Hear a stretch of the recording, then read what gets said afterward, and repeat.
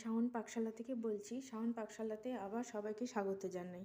আজকে আমি বানাবো মেথি পরোটা। তার জন্য লাগবে আটা, পরিমাণ মতো আটা লাগবে। আপনারা বাড়িতে যতজন সদস্য আছেন সেই অনুযায়ী করবেন। আমার বাড়িতে সদস্য কম, তাই আমি অল্প আটা নিয়েছি।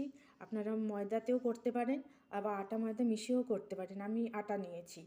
লাগছে মেথি শাকটাকে আমি কেটে লবণ দিয়ে মাখিয়ে রেখেছিলাম, সেটা নিয়েছি। গোটা জিরে নিয়েছি, ময়ামের জন্য তেল লাগছে, আর নিয়েছি 3টে কাঁচা লঙ্কা। লঙ্কাগুলোকে কুচি করে কেটে নিচ্ছি। গোটা জিরে দিচ্ছি, তেল, ময়ামের জন্য তেল দিচ্ছি মেথি শাক, দেব স্বাদ মতো লবণ।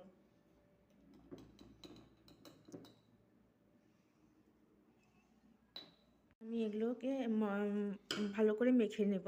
মেখে নেওয়া ময়াম দেওয়া হয়ে গেলে তারপরে আমি জল দিয়ে অল্প অল্প জল দিয়ে মেখে নেব। আমার ময়াম দেওয়া হয়ে গেছে, দেখুন হাতের মুঠোর মধ্যে মুঠি হয়ে যাচ্ছে।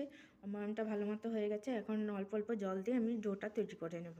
আমার ডোটা তৈরি করা হয়ে গেছে। এখন আমি এই ডোর থেকে লেচি কেটে নেব। লেচি তৈরি করা হয়ে গেছে, এখন আমি পরোটার আকারে বেলে নেব। আমি লেচিগুলোর থেকে এখন পরোটার আকারে বেলে নিচ্ছি। আমার লেচিগুলো থেকে পরোটা তৈরি করা হয়ে গেছে, এখন আমি ভাজতে চলে যাব। আমি তাওয়াটা গরম বসিয়ে দিয়েছিলাম, তাওয়াটা গরম হয়ে গেছে। এখন আমি পরোটাগুলো একটা একটা করে ভেজে নেব। আমি অল্প তেলেই ভাজছি, তেলটাকে গরম করে নিয়েছি। গরম করে অল্প অল্প তেল দিয়ে ভাজছি। আপনারা অল্প তেল দিয়ে বা যদি বেশি তেল খেতে চান সেটাও করতে পারেন। আমি কিন্তু অল্প তেল দিয়ে করছি। আর বাড়িতে করবেন, করে যদি ভালো লেগে থাকে তাহলে সাবস্ক্রাইব করবেন আমার চ্যানেলটাকে, শেয়ার করবেন, লাইক করবেন এবং আমার পাশে অবশ্যই থাকবেন। আমি পরোটাগুলোকে আগে ড্রাই সেঁকে নিচ্ছি, এরপরে তেলটা অল্প অল্প তেল দিয়ে আমি ভেজে তুলব।